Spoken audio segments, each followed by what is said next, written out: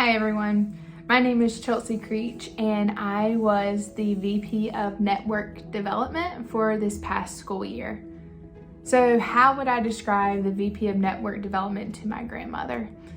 I would describe it to her as a group of people that are wanting to reach out to others that are outside of their individual full-time MBA cohorts. So what I mean by that is we first want to connect either with the community, with UFMBA alumni, or with the other cohorts, whether that's the executive MBA or the online MBA. And we create opportunities for our students to interact with all of those different groups.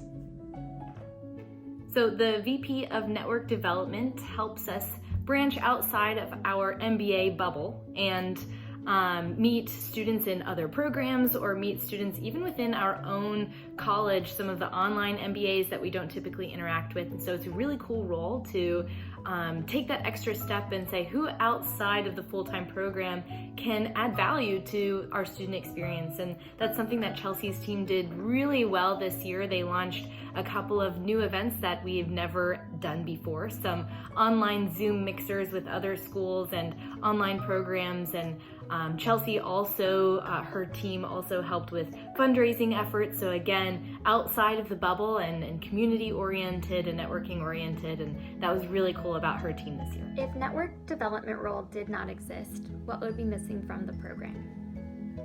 Network development is a critical role to connecting students with other MBAs, other UF students, alumni, the Gainesville community, and beyond. The network development team provides opportunities to connect with others and give back, both critical parts of an. So what's the best advice that I can give to someone coming into this position? It's to be creative. One of the best ways to make a connection with someone is to do something outside of Zoom or outside of your normal day-to-day meeting. So like I mentioned earlier, we held mixers last year with different students that we never talked with before in different schools throughout the United States. And this was something that was truly new to this position. And we also had to think of different ways to connect with the community, to have community service because of COVID. And in that, it required us to once again be creative. What most impressed you about Chelsea and her role this year? Chelsea is the ultimate team leader. She brings excitement to all she does, and VP of Network Development was no exception. Chelsea is organized and a great communicator, which served her well in her position. She led a small but mighty team this year. Despite the virtual nature of the program, the team provided many opportunities for MBAs to connect and give back to the community. So what does the time commitment look like for the VP of Network Development? During my time, I wanted to be a leader that truly supported and helped lead the initiatives of the 3 different chairs that are on the team. Like I mentioned earlier, that's the community service team, the outreach chair, as well as the alumni chair. So for me, my job looked at most probably 1 to 2 hours a week as the VP of Network Development. And this included whether that was having meetings with my individual chairs or if that was brainstorming or help setting up for an event. So overall, it is not a large time commitment, but it is a commitment to your team members and helping them feel successful in each of their roles and ultimately providing support.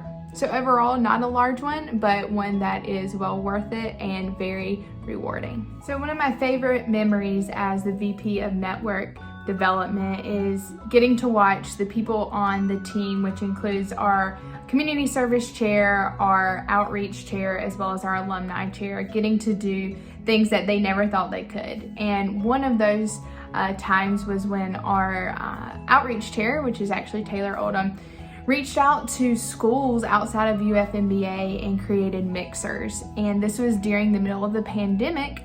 Normally you couldn't hold a mixer, let's say with Texas A&M, because they would be too far away and that would be too expensive. But he used his creative juices, set up a mixer with Texas A&M, and we had about 50 people on the call, and there were about half and half split between UFMBA and Texas A&M, and we got to meet new people. We got to hear about completely different experiences and really made, connections that we can rely on in the future. And it was great to see people connecting with people from across the United States.